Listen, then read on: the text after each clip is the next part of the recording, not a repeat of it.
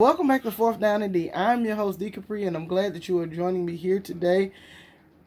I hope everybody had a wonderful holiday, a wonderful Christmas, Hanukkah, Kwanzaa, whatever you celebrate. I hope that is wonderful. I'm visiting you on New Year's Eve. We have almost made it to 2020.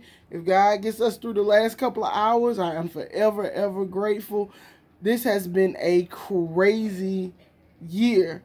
Nonetheless, we're still here though. So always be thankful. So if you can't hug your family, make sure you Zoom them.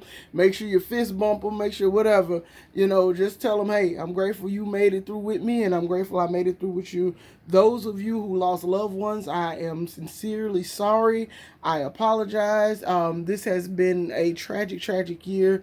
It is, in my opinion, it could have been preventable, but with that being said, I am your family and your loved ones are always in my prayers and my positive thoughts and my good vibes. I will always send those out to you all because you can't get it back. You really can't, and I'm sorry about that. You know, with that being said, I love y'all. Happy New Year. Let's move forward. Our Saints are definitely in the playoffs. We know that for a couple of weeks now. But we're going to discuss a few things on this episode. What are our possibilities of getting the number one seeds? Three things has to happen. Number one is in our hands. Win against Carolina and Teddy Bridgewater. They are down to their fifth string left tackle. They are not starting McCaffrey, who was their superstar running back. So that's the number one thing. And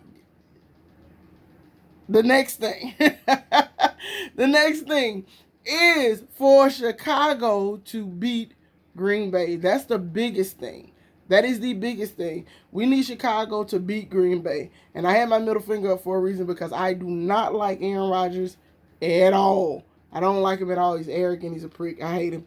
Anyway, but we need for the flaming hot Chicago Bears right now, the offense is on fire, to beat the Packers. And we need them to win. We're dependent on that to get the one seed. And the last thing, but I think Seattle's going to take care of business in San Francisco. San Francisco doesn't have anything to play for. Their season is done. So, yeah, that's the last thing we need to happen. The first thing, I think we're going to handle Carolina.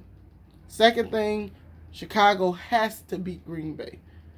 Third thing, Seattle beats San Francisco, and then we're the one seed. If not, all of those things happen and we win, we're the two seed. But we don't get a bye, but we do get home games. And we'll have to play on wild card weekend. And that's the big thing. That bye is a very big thing this year because, simply put, it's been a rough year on everybody, physically, mentally, spiritually, whatever. And I think our team needs a break. But if they don't get that break, hopefully they can play through. They can show their grit and their effort, and we'll get that first round win. Now, we play Carolina. Let's not get ahead of ourselves. We play Carolina this weekend. I was talking to my brothers about this last night, and they were saying the Saints usually give us a heart attack in games like this, and they do. But I don't see this team underperforming.